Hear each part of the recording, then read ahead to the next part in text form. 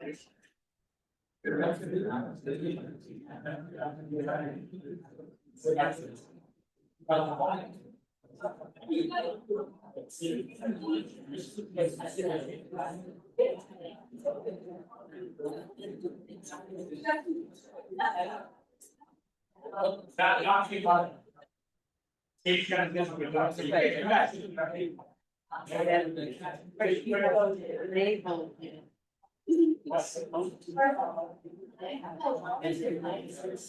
has to understand now, if we have, you don't get it back it.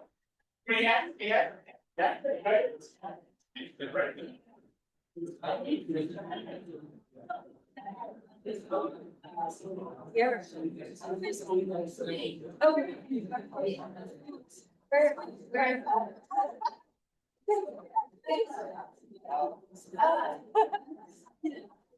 So let's start because an hour and a half is not enough, and I'm not gonna quite take that time. And again, I understand if you get sleep you, but I guarantee you will not fall asleep. Gary paraphrasing. But she did not say you see. I'm just saying. I'm just saying. You say. Yeah, yeah, you need one of these guys.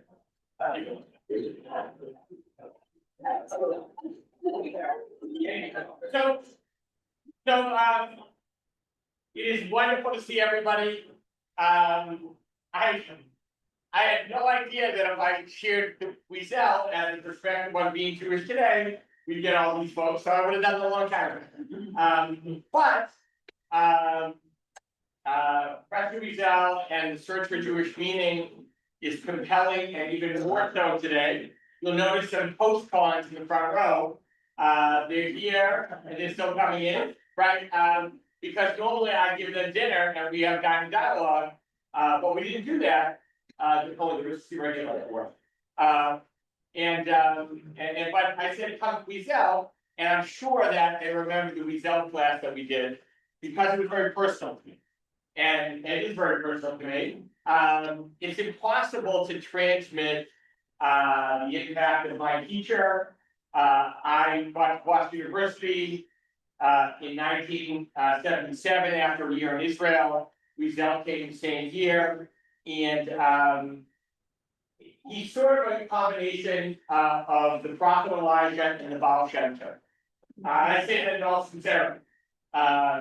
Being in his presence was a little awesome and overpowering, and yet he was the most gentle, funny, loving soul.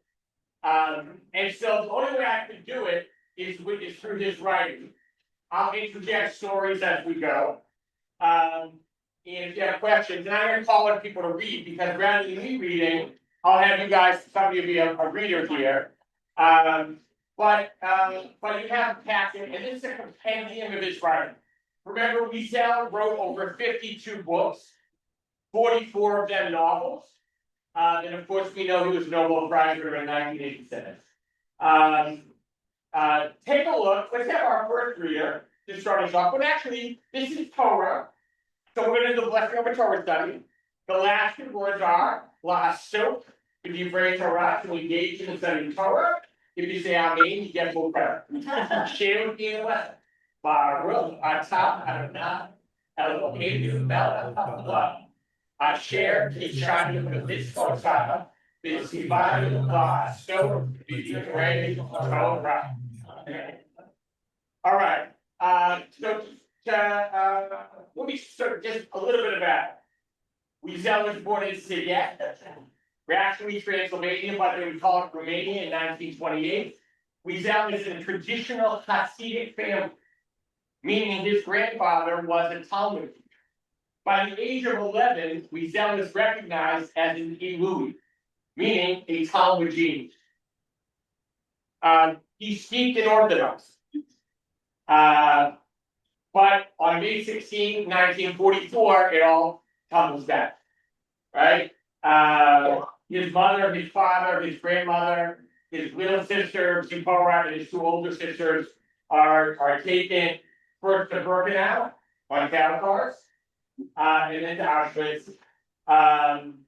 his mother and little sister are immediately gassed. He never sees his little sister again. He dedicates his first 4 books to her. And we know about his father dying through the Red Night, right? You guys all had him night, right? But we'll talk about that a little bit. He's liberated April 11th, 1945. Same day Rita Birdbot was. He goes in a French orphanage. So his sister survived. Sisters, I should say. And eventually, soon after that, that's so brilliant. And again, his mastery of French happens over the course of a year or two. He goes to the Sorbonne, becomes a journalist. He works for 2 different papers. He knows German, he knows French, he knows Yiddish, he knows Hebrew. And we know that he didn't say a thing or write a thing for 8.5 years.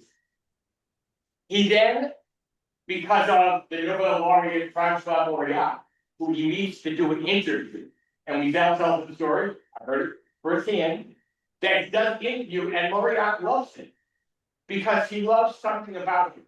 Wiesel says he loves my seat. And so Mauriac says, you have to tell it, you have to write. And so Wiesel writes, after this 1955 interview, and he writes an 862-page book, right? Called "When Die Welt hat geschwiegen," and the world remained silent. Mauriac looks at it and says, "You have to cut it down." He cuts it down. Mauriac looks at it again, has a publisher look at it, says, "You have to cut it down." Cuts it down again. It's 101 pages, and it's published as that. The first 5 years, it sold around 60,000 copies. That's it. 25 years later, ironically, on its 25th anniversary, the number was 6 million. Oh, we don't want that was the who's reading? You got one in front of me? Who wants to read? What's serious?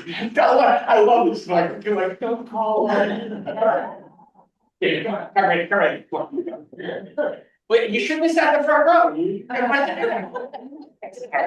right, we write them out. So we're reading the second one first. These are in sort of in order, but not really. So this is all about the setup for tonight.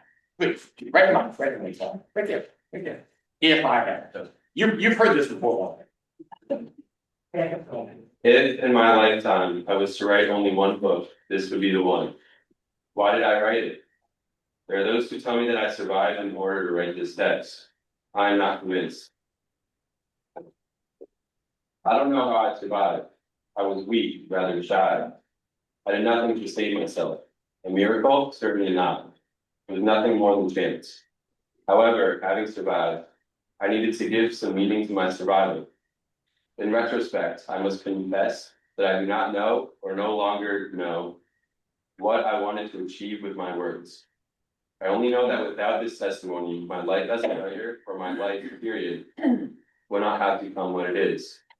That of a witness who believes he has a moral obligation to prevent the enemy from enjoying one last victory by allowing his crimes to be erased from view in him. Deep down, the witness knew then, as he does now, that his testimony would not be received. Only those who experienced Auschwitz know what it was. Others will never know. Or would they at least understand? The survivor who chooses to testify, it is clear. He needs to bear witness for the dead and the living. To forget would not only be dangerous but offensive. To forget the dead would be akin to killing them a second time. Sometimes I'm asked if I know the response to Auschwitz. I answer that not only do I not know, but that I do not even know if a tragedy of this magnitude has a response. What I do know is that there is response and responsibility. The witness has forced himself to testify for the youth of today, for the children who will be born tomorrow. He does not want his past to become their future. Thank you. So Wiesel is first and foremost aware. Memory is the first M, by the way. I'm going to take 4 M's to try to give you the legacy, not only in a literary way, but for our lives today. what it means to be who we are, our purpose and place in the world. The first is memory. Memory is not a passive looking back. It is bearing witness. This is Wiesel's sort of prime stamp on all of his students. And this is from the new introduction tonight that he issued in 2011 with his wife Darren, with the new introduction. The original one, Karen Green, so thankfully, gave me a copy of the original, and I found my other one, Karen. My other one was given to me in my second year as a rabbi, and of course, you can see right there it says Rita Burnham. So this is Rita's copy. That's her notes. Rita Burnham was a survivor, who was the conscience of our congregation. She survived during convulsion with a baby in her arms. In fact, the reason she survived, she says, is because she decided to take her baby. It's a whole nother story. But night is Wiesel's, first and formative work, and he would say it's echoed in every other book. My first class with Wiesel, I get there, he teaches at CUNY for like 4 years, and our first class, I signed up, I'm a religion major. The part of religion, and I sign up, I'm one of the 13 students who gets into the class because I'm a religion major, and I'm in a bachelor's master's program. They have program where you get a master's degree when you start in like the sophomore year. No? Yeah. Do they have it? Good. Do that. This is just anyway. So I'm in that program, and I'm one of the 13 who gets in. It's the first class. Wiesel's the only as a secretary. None of the other professors are secretaries. They have their little cubicle kind of office, and there are classrooms in between on the 5th floor. Wiesel has a secretary, Martha Hauptmann. You don't get past her. She is a German Shepherd dog. She's lovely, very fun. I register first class. It's right next to Wiesel's class. It's a bigger class than the other ones, and he has it set. There's a little plaque over. He has his chair below, and he has a circle around him. So there are 13 students. And the first question he asks is, "What's your hope? Why are you here?" I'm the 5th student, and I'm thinking, "Oh my God, what am I going to say?" The 4th student, who becomes a conservative rabbi, says, "I'm here because I want to understand why." Wiesel says, "Then you should leave." And it's a gas. And I'm just thinking, "Oh my God, what am I doing?" And Wiesel then says, because he spoke slowly and again, prophetically said, "Because I don't understand. I cannot tell you." Who's my next read?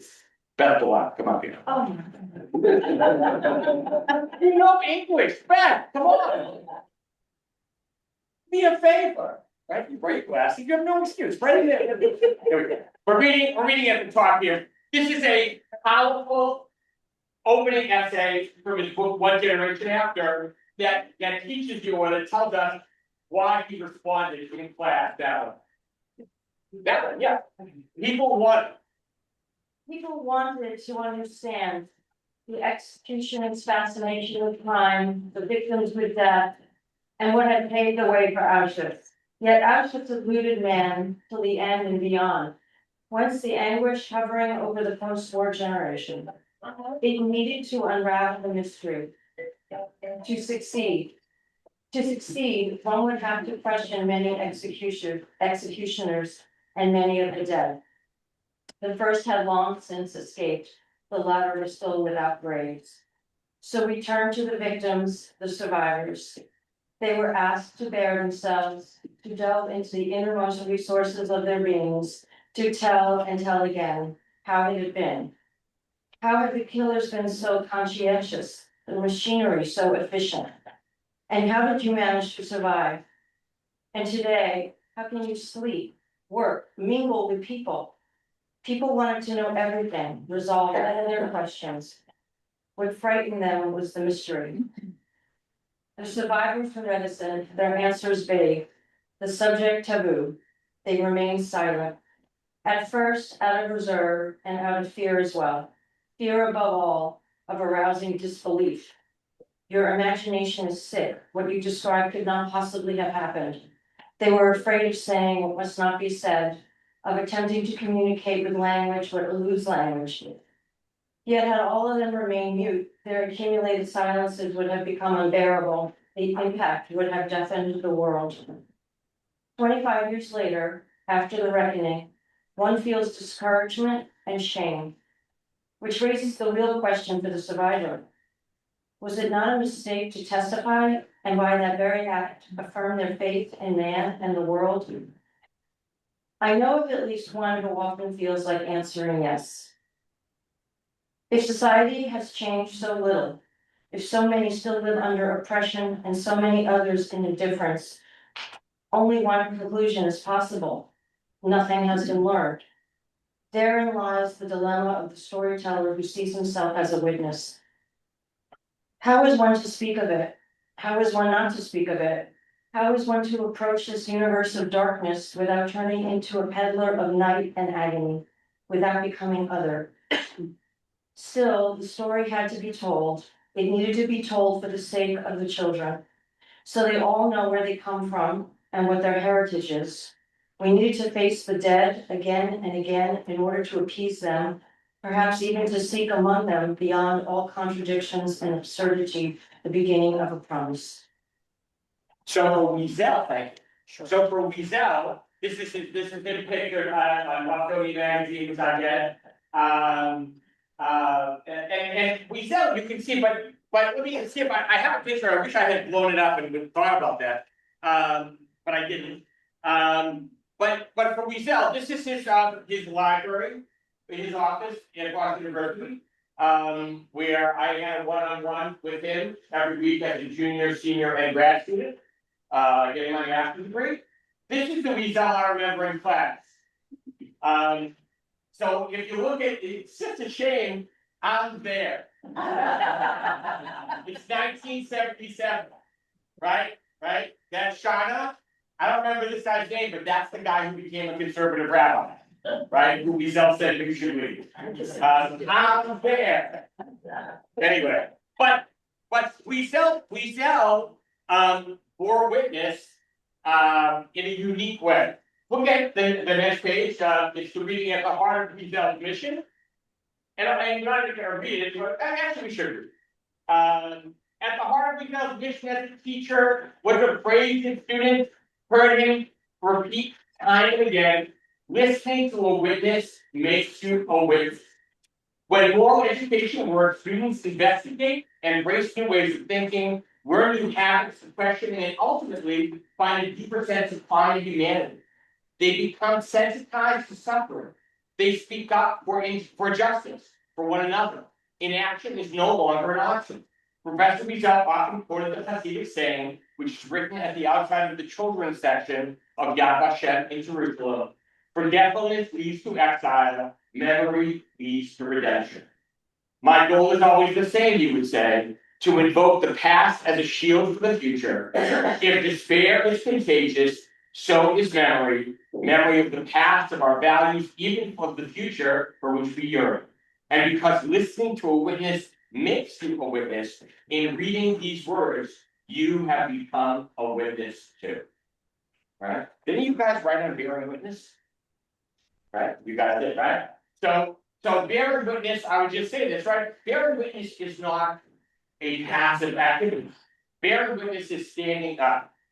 And Wiesel always said, the purpose of Judaism is not to make us more Jewish, it's to make us more human. Wiesel was not a university. He studied his Torah portion with the great Rabbi Moshe Feinstein every Friday morning. He would speak in Judaism, and yet he understood Judaism as a path that leads to the world. He would often say, a synagogue must have windows. If you're closed in and there's no way to look out, you're missing the point. Bearing witness is all about the second end, meeting. It's about how we meet and interact with one another. It's not going to come on. I can wait, you go ahead. Come on.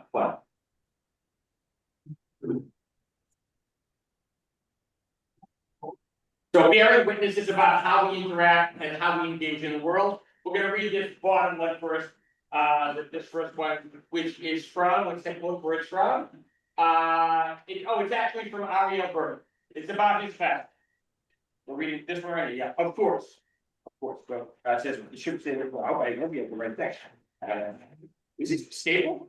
This is weird. This is weird. Hold on a second. No, read it. There we go. Of course, of course. Second page, bottom of the second page. It starts with of course. Of course, we must find what unites us. But we must not allow that search to collapse the distinctions between us. We know that in the Middle Ages, church inquisitors tortured and burned people for the good of their victims' souls. From the accounts that we have, we know that this sentiment was heartfelt to the collapse of others, heartfelt and sincere. Therefore, we see that compassion itself is not enough. It is actually dangerous when it is married to the collapse of otherness of the other. I believe that the other is identical to me, then I may apply my own calculus of pain and salvation to him. If, however, I acknowledge that his values, his priorities are different, and if I respect that difference, then I can avoid this temptation. For the believer, there is a theological element to this as well. I must respect your otherness because it emerges from the ultimate other, God. Once we really know that we are strangers to one another, we can begin to truly respect one another. And then this is the great figure, as he would say. This is the great wisdom of Wiesel. Just at the top of the next page, rather than collapse the distance. Rather than collapse the distance between us, between our worldviews and opinions, we need to sustain the gap. In this way, we serve as helpers against friendly antagonists, partners in clarifying our thoughts. Many of us spend so much moral energy on promoting connection that we sometimes forget to truly celebrate difference. We profess that all human beings are familiar to us. We claim to be so comfortable with different people, religions, ethnic groups, skin colors, that we no longer see them. There is a certain kind of jadedness that comes with such tolerance. Nothing surprises us anymore, and it is difficult to respect what you do not see. What's Wiesel handcuffs? Thank you. So what's Wiesel handcuffs? Right? He doesn't want to collapse the difference, the distance. He wants to maintain. Right? It's the difference, the strangeness, the otherness of the other that fascinates him. And so Wiesel is trying to underscore, I'll tell you a story that I won't name the name. Around, I don't know, we were at Straight Gate Church. I'm thinking about next week. It's MLK thing, you should come to that too. But we're at Straight Gate Church, and one of our members comes up to me, and Bishop Powell was right there. Bishop Powell is a Black Pentecostal preacher, right? And says, you know what?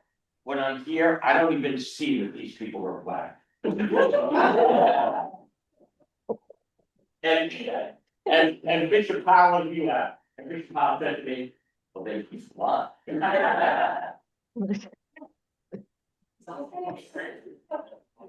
We need to see. We need to know we're not the same. Not only on the outside, but on the inside. And so Wiesel often in class, and if you haven't read, it was our book for like a few years ago, right? Witness Ariel Berger's book, and he was here. Ariel Berger, who's someplace in here, right? Well, but he's in here. But right, I was a Wiesel student and eventually TA for a short time. Berger got his PhD with Wiesel, and for 5 years was his TA. And he records classes and shares, and he talks about Wiesel openly challenging and pitting one student against another to accentuate difference. To know we are not the same. To know that we may not view life the same way. And that's not only important, but helpful. And he would say that the ultimate stranger, the ultimate other is God. In the book of Leviticus, you don't have this here, but I'm just gonna tell you real quick. In the book of Leviticus, in chapter 25, you here have Bahar, is there a portion? Bahar? Look at that, I'm like, Joey is like double, you have Bahar too? Look at you, you and Joey, about this at the same time. Yes.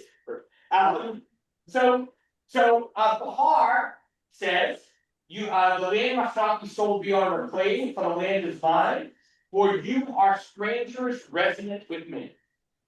God says, you are strangers resident with me. In other words, you are resident alien.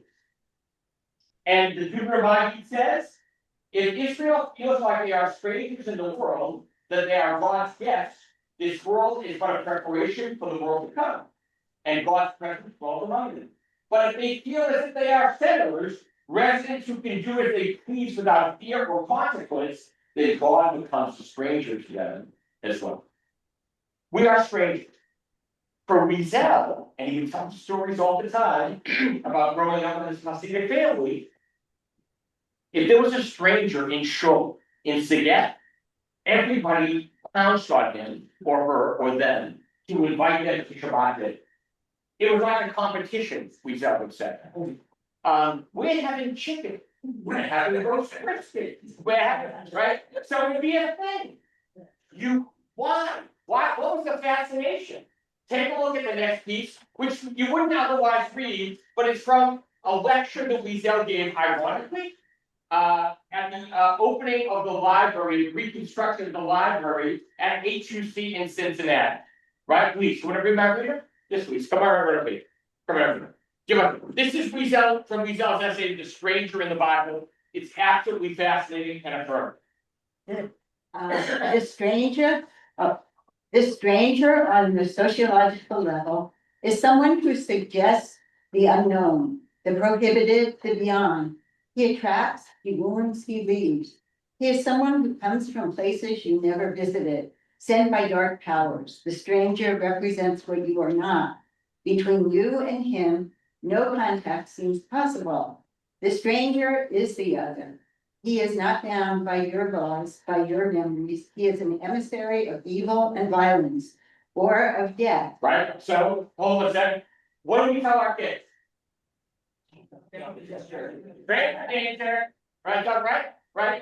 So don't be a stranger. And of course, it's well founded. But the damage it does, and it's not a Jewish approach. I'll keep it going. Surely he is from the other side. In some enlightened civilizations, he had to be absorbed. He would be welcome to stay only after giving up his name, his past, his bonds with his own people. You wish to be with us, be one of us, be us. The more radical method perfected by the Nazis through the fear of the stranger, the hate for the stranger reached climactic proportions. The stranger had to be disfigured, diminished, erased. The stranger, as a free sovereign individual, seems to have been incompatible with inner sovereignty of all traditions, except the Jewish one. To us, too, the stranger represents the unknown, but the attraction he holds over us is one of curiosity and fascination, not hate. Rather than absorb the stranger, we encourage him to remain true to his genuine self. We want to maintain his identity and enrich it. We don't want to make Jews out of Christians. We want to make Jews out of Jews. We want the stranger to offer us not what we already have, but that which he has and we don't. And this is very Hasidic, which is why I say Wiesel is like the Baal Shem Tov, the founder of Hasidism, and the prophet Elijah. Why is the prophet Elijah so significant? And why does Wiesel, when I think of Wiesel, I think of the prophet Elijah? The prophet Elijah is the harbinger of hope in the Jewish people. When the Messiah is coming to us, who's going to announce it? The prophet Elijah. But the prophet Elijah is also the hidden prophet who never died. Elijah went up in a fiery chariot. Doesn't say he died. And so Jewish tradition has numerous texts throughout the generations and centuries, but especially in the Hasidic lore, of Elijah appearing as a stranger. The stranger who's here to tell you something. The stranger who's here to teach you a lesson. The stranger was looking for a piece of bread or some water. And depending on how you treat that stranger, you could be helping to bring redemption, the Messiah, or not. Elijah is also at every bris, every big we want. Elijah is what do we call the chair when we eat certain types of baby? The chair of Elijah. Because it's thought that the spirit of Elijah protects that child. So now you understand, right, why Elijah, as the prototypical stranger, and Wiesel are kindred spirit. For the Jew. For the Jew, the stranger suggests a world to be lived in, to be enhanced or saved. One awaits the stranger, one welcomes him, one is grateful to him for his presence. What was Abraham's greatness? He invited into his home all strangers, angels or fugitives, and made them feel welcome. Abraham understood that the covenant contained a blueprint for life and society. To live without strangers could result in an impoverished system. To live only amongst ourselves, never facing an outsider, to make us question our certainties and rules. Of course, we are all strangers on this earth. Yet it is up to us to be true to ourselves, meaning to live our own life and share it. For then one day, on that day, when he finally does come, he will not be a stranger, and none of us will ever be strangers again. What is somebody by he? Right? Right? The Messiah, redemption, right? Again, Wiesel is a secular looking Jew, but a very traditionally minded Jew. In his life. And this stranger thing was very real. Very real. What's the problem with life today? We're silent. Right? We watch the news that we want to hear. We listen to the podcasts that are going to tell us the things that reinforce our own perspective on life. Is that bad? No. How often do you talk to somebody, and I'm not going to presume that you are all of one political ilk or another, but how often do you talk to people who you think really disagree with your perspective? Yeah, right. Yeah. All right. Right. Not easy. Not easy. Right. And when you respond to them, or do you respond to them when you hear something that you think is wrong, or think is ill-conceived? It all depends, right? But it's not easy to go outside. Wiesel is modeling something very different. I'm in my junior year. The Department of Religion is at 745 Larchmont Avenue. In front of it, and right down below, it's on the 5th floor. In front of it, in between 745 and 720, 720, 725, doesn't matter, is the Marsh Chapel. Right? That's the Marsh Chapel, and it's named for the Reverend John Martin Luther King renamed Jr.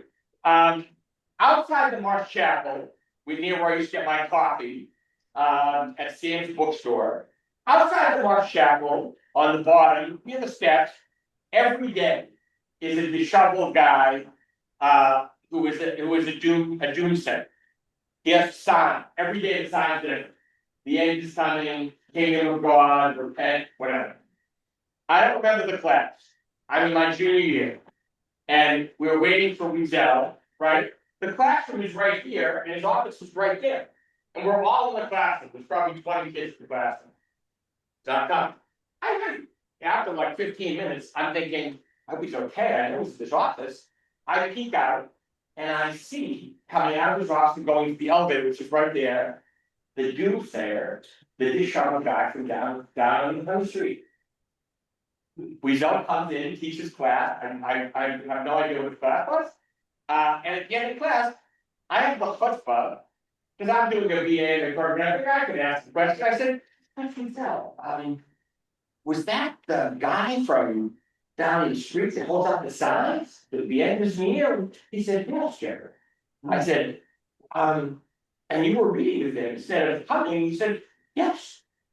I said, did you have something? I mean, was it some urgent thing? And he said, who am I to deny the stranger from sharing his secret directly? And I thought, we were waiting I said, but he lived this.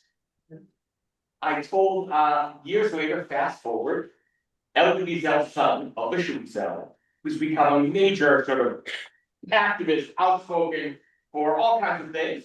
The Witness Institute for sure, which I'll tell you about later, was in Mamaroneck doing the keynote talk at the West JWSH Federation gala. And I hadn't seen him since, I don't know, 20 years, since I was with Professor Wiesel. And I went up to him, he had no idea who I was. And I said, you're talking about a stranger. Can I tell you a story? And he said, sure. And I told him the story. He said, I never heard that story. He said, well, let me tell you a story. And he told me another story that was virtually the same story. How he stopped and talked to somebody on the street because he had a question about something in a book.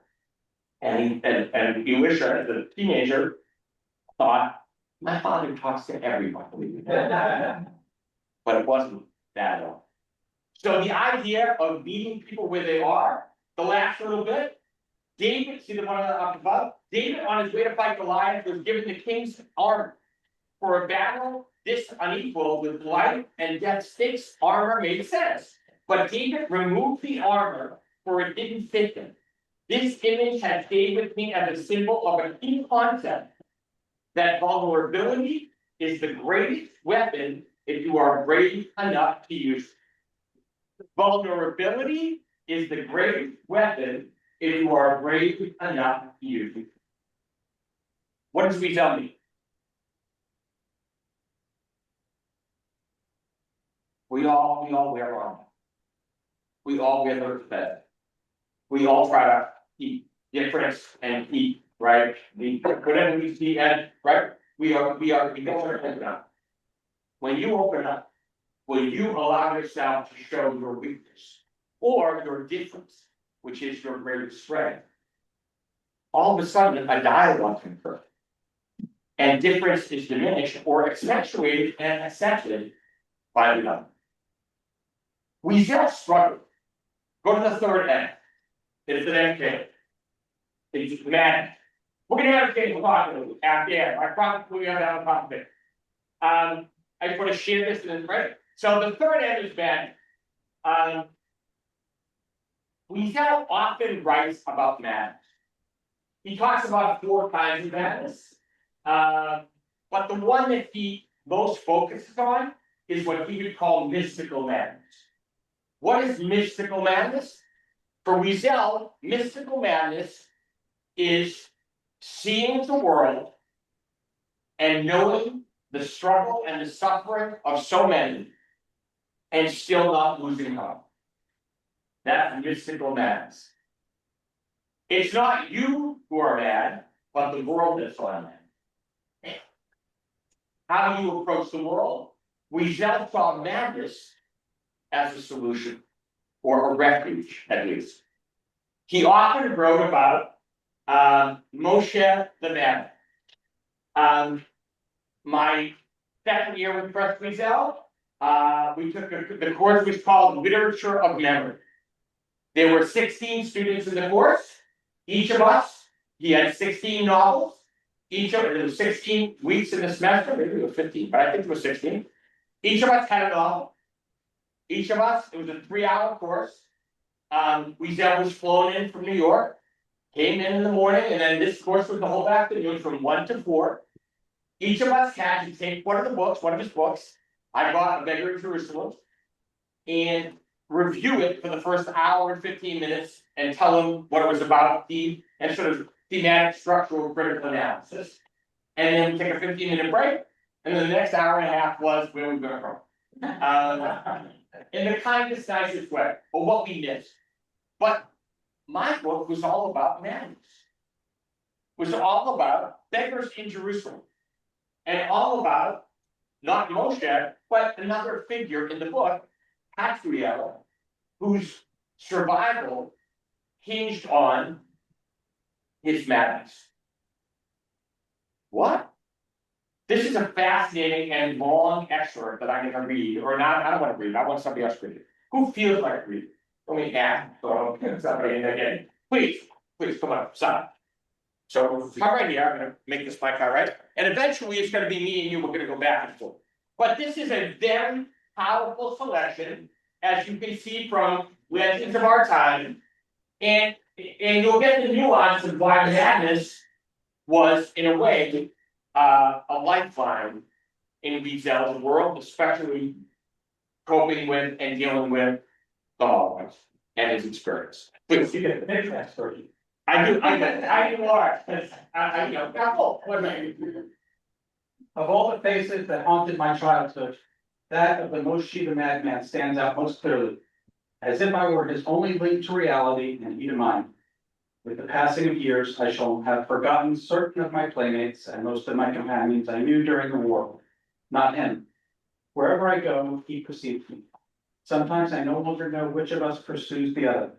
Yet I know he has been dead for a long time. In reality, his death coincided with that of my childhood, but he refuses to admit it. Right, so Moshe, we think, was, and he wasn't a madman, but he was he was the Chazan and or the shamus, meaning the cantor and the guy who cleaned the show, in Wiesel's show, is together. Please. The facts are irrefutable, twice condemned. As a Jew and a mental defective with no means of support, he was part of the first transport to leave the ghetto. First stop, the old synagogue. Moshe took advantage of it to lead the prayers. He laughed. It was the greatest day of his life. Never could he have imagined that he would pray in this famous place before a congregation of 3,000. Second stop, the railway station. Moshe was singing and dancing, perhaps to revive everybody else's courage, perhaps simply because he had never taken a train before. The enemy could not succeed in silencing his deep, disturbing voice. That voice wanders through the world, as dangerous to hear as not to hear. Yeah, you're doing great. In the past, I approached him without fear. He came often to our house. Father was his friend, his confidant. I had been warned, be kind to him, he's mad. I did not know the meaning of the word. To people he'd meet 10 times, he would introduce himself the same way every time. You don't know me, I'm Moshe the Madman. We know, they would say as they pushed him out of the way. No, not enough, you'll never know me enough. He fascinated me. I would gladly interrupt my reading to go listen to his heartbreaking songs. He told me strange stories too, without endings. Only beginnings interest me, he used to say. To interrupt his study of Talmud was not really a sin if it meant spending an hour with them. He knew more about the Talmud than the sages. He saw further than they, his silences contained a truth more hidden than theirs. Rather than reject his madness, Moshe evoked it. It served him as a refuge, as homeland.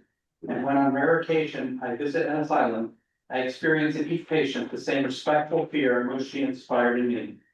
The prophet winking at me. It is he, the young woman serenely rocking an invisible infant. It is Moshe she is trying to calm. I am apt to pass him on the street as well, and to have him at my side in a restaurant or theater, to sit next to him on a plane. I think the entire universe is inhabited by but a single person, that all faces are fused into one.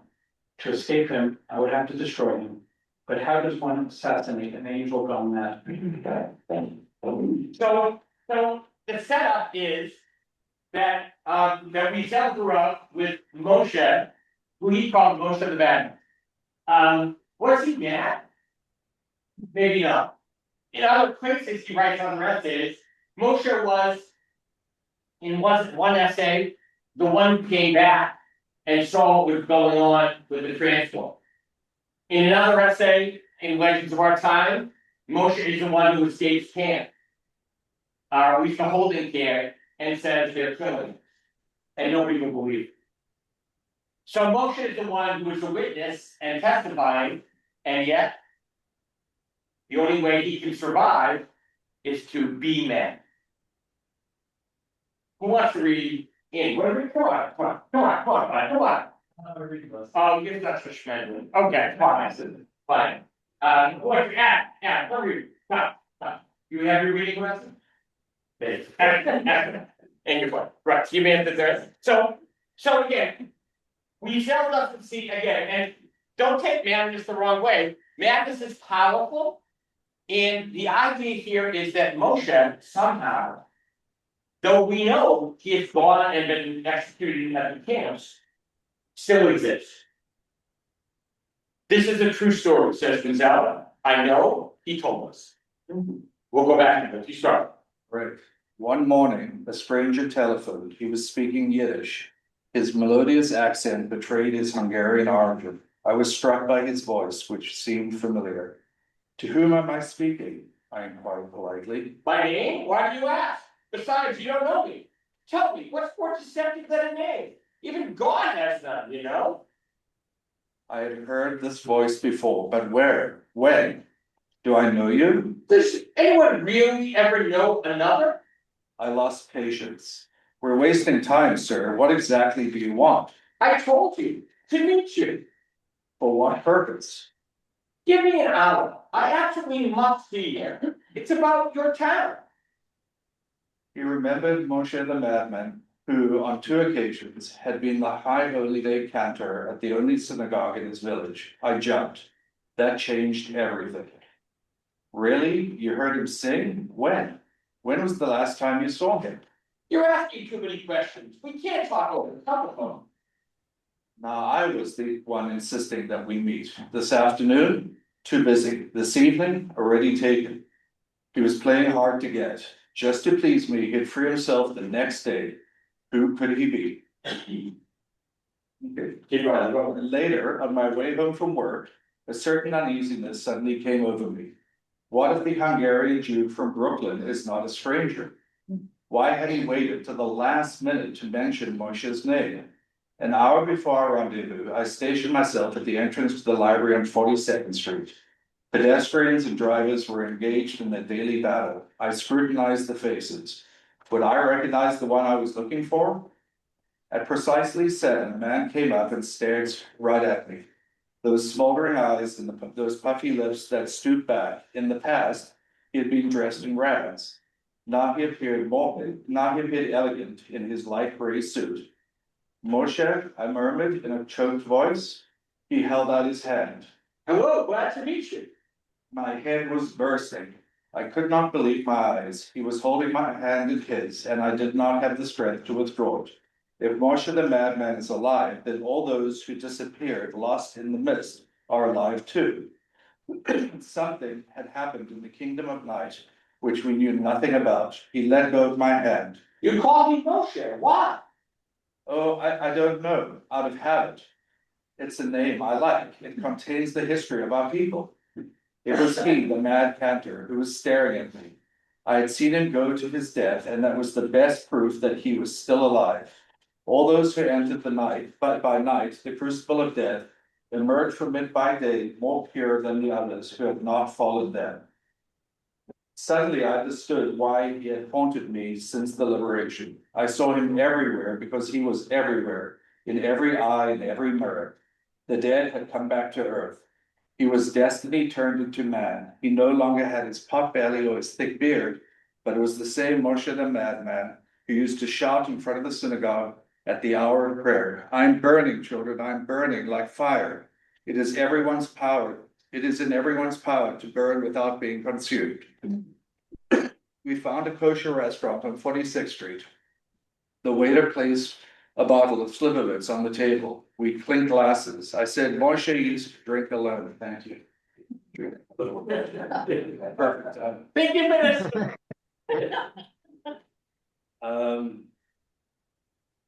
I filled the glasses the second time, a third. I read what you wrote about Moshe the madman, he said. He animates your writing. Oh, wait, I read what you read about Moshe the madman, he said. He animates your writings. That's why I was determined to meet you. What do you know about his ambitions? His secret plans? Are you sure it was the way you described him? That he didn't use his madness to achieve an end known only to himself? And are you sure he was killed at Auschwitz? I would have wanted to interrupt. Now I know the truth. Moshe the madman isn't dead, nor will he ever die, just as his vision will never be extinguished. But I said nothing. At last, when I could stand no more, I cried. He placed his hand on mine to calm me. One last question, you speak of him lovingly, you speak of him the way I do my father, why is that? Why do I vote his memory with love? Because nobody else does. Because he was no one's father, no one's son. Homeless, ruthless. He made madness a contagious joy, a public good. A guide, he showed the way. I pressed him. A guide, he showed the way. I pressed him. But I insist that you tell me the truth. Why does the mad cantor interest you? Are you his brother, his avenger, his son? My questions seem to surprise him. You're joking, you laugh. You laugh, that proves nothing. I want to know everything. He was biting his fingernails, sweat was streaming down his forehead. I frightened him, that was clear. Because I was unmasking him, or because he had just had a glimpse of the cantor's other face. Or because he took me for Moshe the madman. He got up suddenly and in a dazed staccato voice announced he had to leave. I walked aimlessly all night.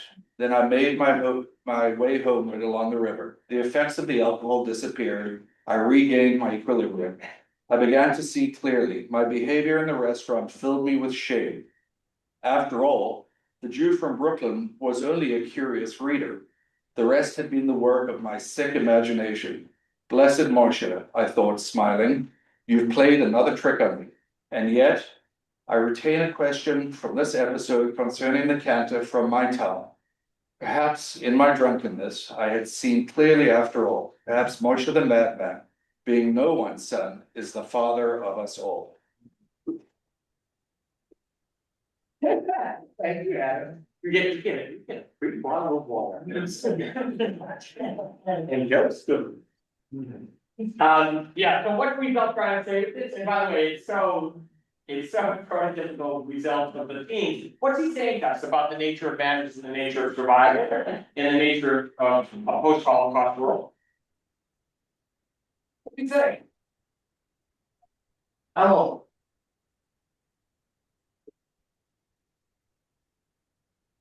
Why did see Moshe in every face?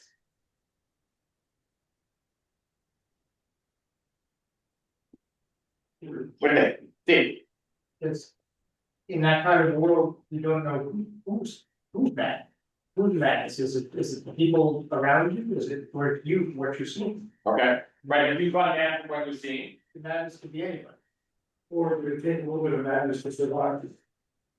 Or did it take some madness to survive, which he actually said in a later essay? He'll say,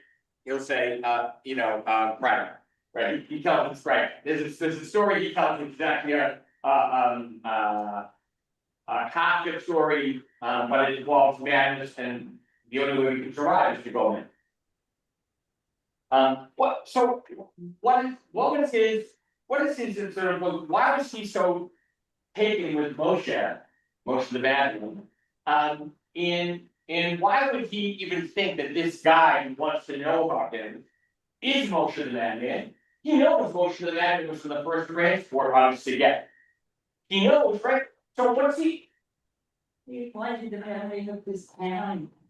Maybe one of the memories of town that. Does it represent some sort of hope? Yeah, so maybe it represents a hope against hope, right? So what does he say, which is so powerfully telling, right? I had seen him go to his death, and that was the best proof that he was still alive. All those who entered by night the crucible of death emerged from it by day more pure than the others who had not followed. In another essay, he says, it's not here, but I wrote it down. Did I really see all that? The witness inhabits the world of madness. Moshe is stripped down, he's there, he's exactly who he is. There's no pretense. No pretense, right? Right? Yeah. In memory, you can remember essences only. And the essence of this madman is what memory is all about, and that's why through death, you live because you live in the memory, the essence of Okay, it. so the power of memory, right? The essence, yeah. Somehow, and Wiesel writes about it all the time and speaks about it, knowing that the world is mad, or the world has gone mad. Madness becomes the counterpoint to that world.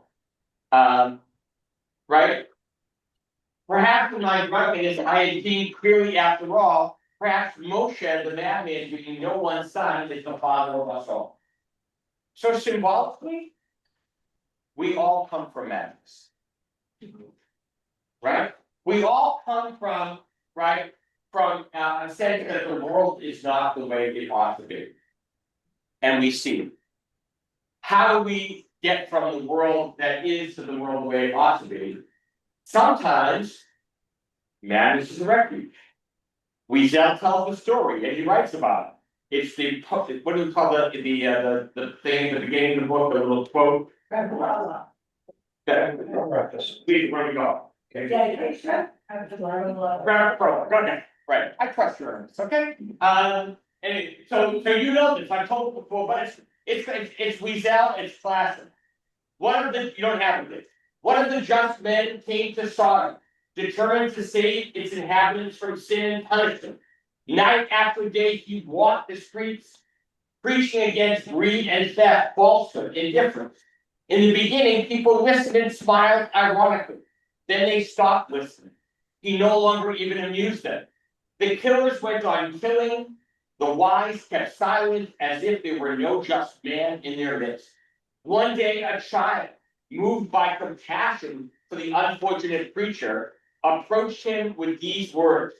Poor stranger, you shout, you expend yourself, body and soul. Don't you see?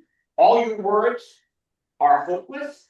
Yes, I see, said the just man. Then why do you go on? I'll tell you why. In the beginning, I thought I could change man. Today, I know I cannot. If I still shout, if I still scream, it is to prevent man from ultimately changing me.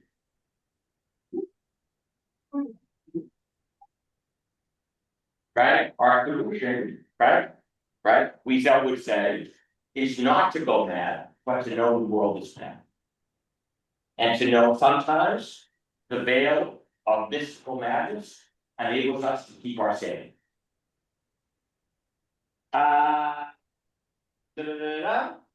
We're all Moshe somehow. Go to the next section, which is the last one, which is me. We're going to skip this first part of the first page. Let's go to,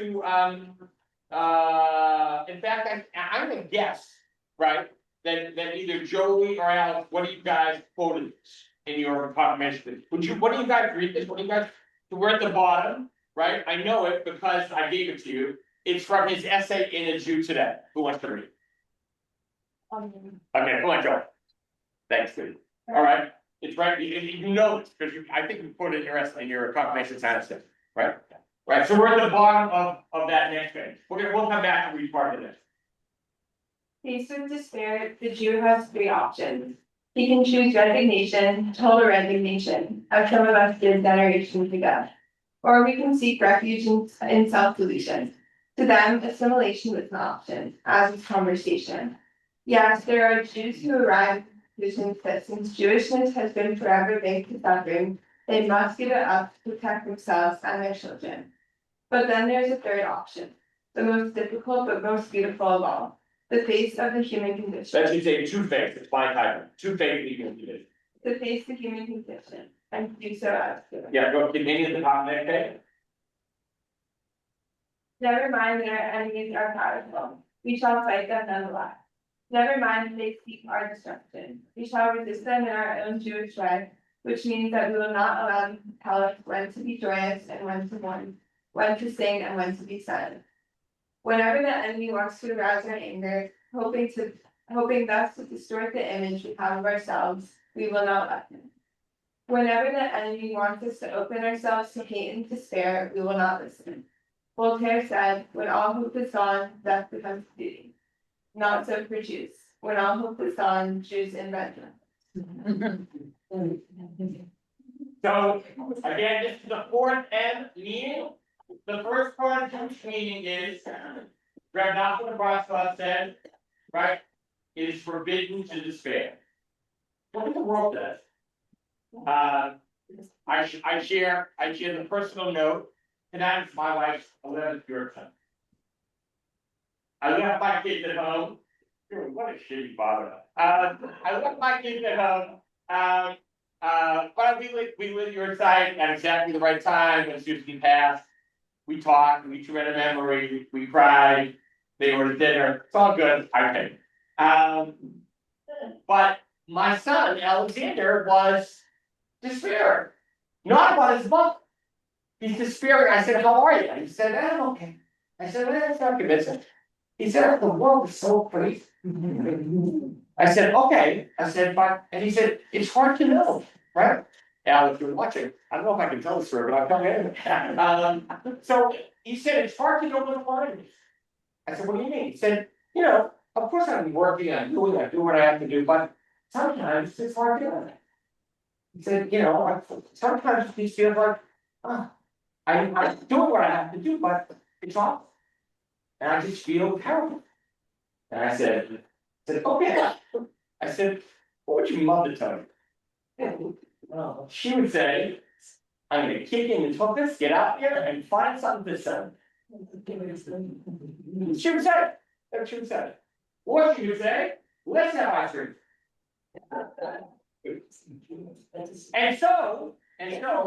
And again, I don't want to make little of this, but when all hope is gone, you should bet new hope. That's the number one. Which is that, I think it was Rabbi Sachs who said the difference between being optimistic and hopeful is one, the first was a more passive, and the latter is where you require to take action. Yes, and it was actually quoting Rabbi Sachs in the sermon that I wrote this past year. So thank you for quoting Rabbi Sachs. Yes, that is exactly the source. Yeah, and so there's so much we could despair. I mean, just you know, and the disparity between what we think we see as reality, like in Minneapolis, and what the government thinks happens, or whatever it is. And again, I haven't done an investigation. I don't know. But what I do know is, right, that we have to stand up, we have to speak out, we have to be the voice of the voiceless, and where there seems to be utter darkness, we have to bring light. Number two, go back to the set. It's with not the page that says the word meaning on it. From a great essay from Wiesel in One Generation After. Was it read? Did you read? Got reading glasses. Oh man, animation. Who wants to read? Who can I read? I need to read. First of all, read that. Your expecting is always evil. You went through your first. No, I Jim haven't. Powell, cover. All right, Jim Powell will be my guy. All right, good. We're at the top of the page that it says to be a Jew is to work for the survival of a people. You see that? Go. This is again, what does it mean to be who we are? To be a Jew is to work for the survival of the people, your own, whose legacy to you is its collective memory. For you have been Moses at Sinai, for David in his citadel, fought the Romans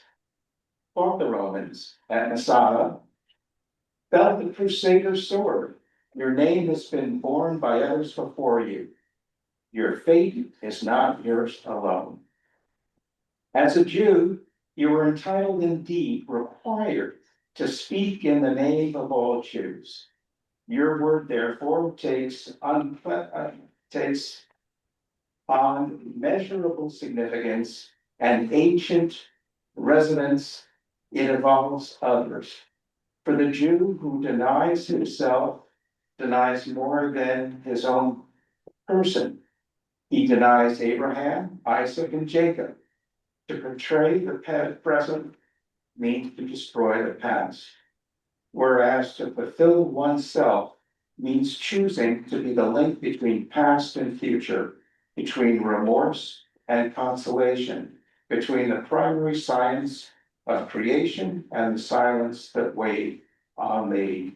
For women, right? Right? So, and Wiesel's now gonna say something that seems like it's hard to hear. What Wiesel's gonna tell us now, but he believed it. Because you too have lived the Holocaust. You were born after, no matter. One can step inside the fiery gates 25, 50 years later. Do you know? Or read Greenberg. Okay, or Elie Greenberg. That Israel poet and visionary tells the story of a young Jew in King Herod's time who left Jerusalem for Rome. He had taken along a pillow which remained with him always. One night as he slept, the pillow caught fire. The very same night, the temple in Jerusalem burst into flames. Yes, one can live 1,000 miles away from the temple and see it burn. One can die at Auschwitz after Auschwitz. Ever since the Holocaust. Four cents. That's it, you're good, Okay. 4 cents, you're good. Okay. Keep on, one more paragraph. For since Holocaust, there was, I prefer to have experience to form from afar.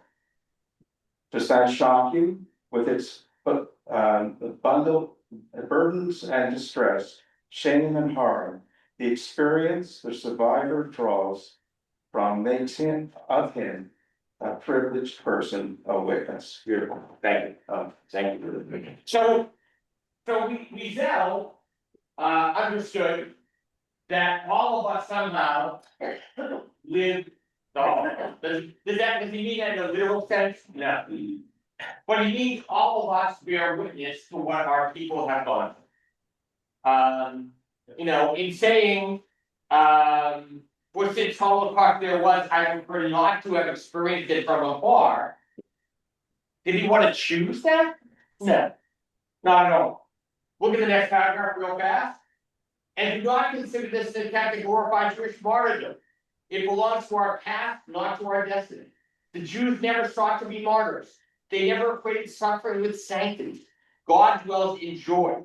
God is joy, song, and fervor. The need to suffer, invented by those who for 2,000 years caused us endless suffering.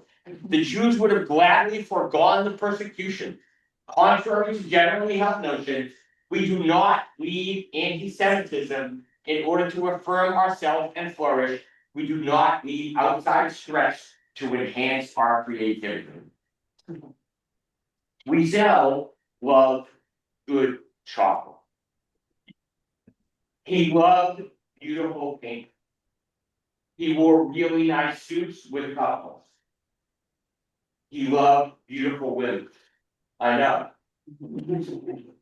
In 1983, I was the rabbinic intern in Trenton, after my first year of rabbinic school, with my friend and mentor David Gelfin. Gelfin succeeded, it was his first year as senior rabbi there, in bringing in Wiesel as his fall on a Friday night. We got offered a ride back in Wiesel's limo, me and Susan. Wiesel spent around 6 minutes talking to me, and the next hour and 20 minutes talking to my wife. Towards the end, he said, "Your laugh is just like my birdies." He was like so effusive, and I'm thinking, I like John living here. I studied with the guy for 5 It was beautiful, right? And I know what we said. Susan was a beautiful Jewish, great skin, great teeth. Come on. But the whole notion here is Wiesel lived a life of joy. And yet, he understood his role in the world, which was to bear witness. However, and I just had a conversation with a person earlier today, who's a Jewish Federation person, connected and volunteer and also a professional, and we were talking about the challenge of anti-Semitism today. And what he was saying, which I think is so on point, is one of the challenges of anti-Semitism today is to not get sucked into things that is the be-all and end-all of why we are here, is to fight anti-Semitism. We have to fight, we have to stand up, we have to be proud and purposeful Jews. When Dara Horn came here, her book, People Love Dead Jews, 2 years ago, she stood up on Friday night and she said, I hate being the poster child op-ed writer for the latest Jewish anti-Semitic tragedy. And she eventually said later on that night at a dinner, our purpose is to teach people that Judaism is about joy, celebration, love, and love. You spend all your time fighting the enemy, standing up against hate. And sometimes you forget to celebrate who we are by living Jewish. So that's totally Wiesel. And I leave you with this. I'm going to read those. And just by the way, so his life mission is bearing witness. My senior distinction thesis of Professor Wiesel as a fourth year student was called the legacy of Wiesel, the literary legacy of Wiesel, to be a Jew is to bear witness. And of course, I wrote it with him, which was close. But it was a wonderful utilizing his writings. For him, bearing witness was telling President Reagan, that's not your place. Don't go. Bitburg, right? Or, right, standing up for the board people of Cambodia and Laos. Or you name it, right? Wiesel understood that they were, or the Jews are silenced in the Soviet Union, right? They were born in 1967. Wiesel understood that bearing witness means acting in the world, right, to make it more humane and just. A little known book of Wiesel that I want to end with is this. This is his book, Ani Mani. It's his cantata that he wrote and was performed, right? And was it Lucas Center or Carnegie Hall? Yeah. Do you remember? I think it was Carnegie Hall. I should read the book. Yeah, Carnegie Hall. Thank you. It's actually autographed to me by Elie Wiesel and Mary Wiesel. But to me, this is the tension that is at the core of Wiesel's purpose of what it means to be who we are. I should have made this. I bet. What do we? I was just telling Mark that the Panthers sang this when we walked the tracks in Ashland. Exactly. Right? So the song Ani Mani, I believe in coming into the Messiah, was a song that some traditional Jews sang going into the gas station to their deaths. I believe in the coming of the Messiah, right? With perfect faith, even though he may tarry, I still believe. So we don't write the whole cantata. Beautiful, poetic, and powerful. This is toward the end of the cantata. Jacob, I believe Israel. Whether Elijah comes or not, Israel opens her doors and her dreams to him. The prophet needs the Jews more than they need him. Auschwitz has killed Jews, but not their expectation. Ami, ma, ami. Abraham, despite Treblinka. Ani, ma, ami. Isaac, because of Belson. Ani, ma, ami. Jacob, because of and in spite of. My God. My God. Dead in vain, dead for naught. Amen, ma, amen. Pray, men. Pray to God, against God, for God. Amen, ma, amen. Whether the Messiah comes. Amen, ma, amen. Or is it late in coming? Amen, ma, amen. Whether God is silent or weak. Amen, ma, amen. For him, in spite of him. I believe in you, even against your will, even if you punish me for believing in you. Blessed are the fools who shout their faith. Blessed are the fools who go on laughing, who mock the man who mocks the Jew, who helps their brothers singing over and over again, Ami, ma, ami. So this is a poetic version or ways of Wiesel trying to get across the message. I believe Wiesel's relationship with God is so fraught and so complicated. As you can see, you know, pray men, pray to God against God for God. In a nutshell, that's it. Did Wiesel believe? Absolutely. He had a personal relationship with the Holy One of Being. Sometimes, as he would say, we're not on speaking terms. But Wiesel prayed every day. Wiesel wrote Down the Madness of God, The Trial. You ever get that book? Great book.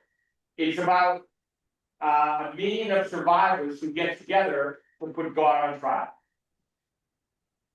Towards the end of the book, it's a great scene. Don't make me cry.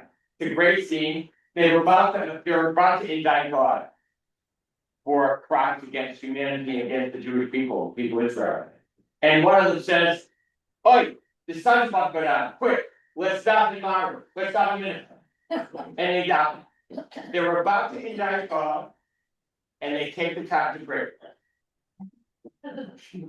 Perfect, classic, right? Lesson of Wiesel, which is, of course, we accuse God, but we can't really, you know, say God's guilty because it's human hands. And so Wiesel understood, right, the passion in which we live.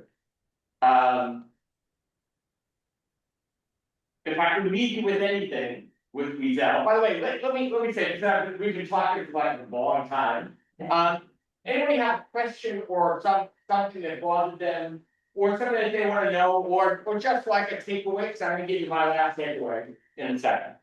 Any question that comes up from all this, well, yeah, please, Ted. You were sitting in the circle Yeah, with him, and the fourth guy, yeah. what was your name? Yeah, you know what? To be honest with you, I don't remember. I mean, totally honest, I don't have a clue. I don't know, we'll see you guys, thank you for coming, I appreciate you. I'll see you down next week, I promise. This is lost dinner. Chicken and waffles, it's gonna be great.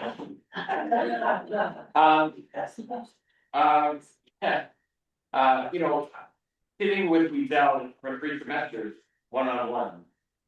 And studying, and then being able to learn in his presence. It was sort of it was very prophetic. There were no wasted words. And it was very human. As brilliant as he was, he sort of knew everything. He wanted to, if somebody had a question or a point, the story goes, he never did it with us when I was a student there, but Rabbi Ariel Berger tells the story, the last day of class of each semester, Wiesel would entertain any question. And Berger told me the story, but it's in the book as well. Somebody asked Wiesel, and the last day of class, it was like in the early 2000s, could we see your number? And everybody just went. And Ariel Berger, who's his PA, getting his PhD, thought, what should I do? I have to protect Professor Wiesel. Wiesel, again, really nice shirt, really nice, takes off his jacket, undoes his cuffling, raises his arm, does this for like 30 seconds. Think about doing this for 30 seconds. So everybody can see. Puts it down, doesn't say a word, does off his shirt, and then says, any other questions?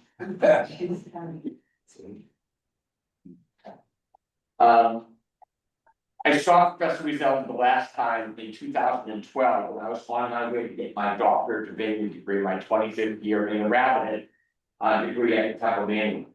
I haven't been in touch with Professor Wiesel for, I don't know, probably almost 10 years, a little less. But I was in any way close to him, though I read everything he ever wrote. And was connected to his other students. I was on 52nd Street going to, what's Temple Manual, on 55th or something, 56th. And at the crosswalk, the other side of the crosswalk, is Professor Wiesel wearing a beret with another person on it. And I'm thinking, oh my god, what am I gonna say? Well, it's Prince Wiesel. Is he even gonna remember me, you know, thousands of students. And I walk across the street and I say, Prince Wiesel, I stumble, Prince Wiesel, and he says, Jeffrey. How's Susan? And he says, you're still in Westchester. I said, yes. I was like, dumbfounded. He said, when are you going to come and study with me? And I thought, oh my God. If that's not a rising prophet, I don't know. Anyway, I had couldn't be serious about, but I think Wiesel is talking to us about our lives. It's saying, don't get lost in the hate. Stand up for those who are powerless. Be proud of your peoplehood and Israel. You can disagree with things that you don't like in Israel. You can disagree with the government of Israel. Be part of the people and peoplehood of Israel. They need you. And Wiesel would also say, have fun. Have some trouble. Sing. Wiesel loves to sing. Alright. Celebrate life. That's why we do. Enough. Thank you guys.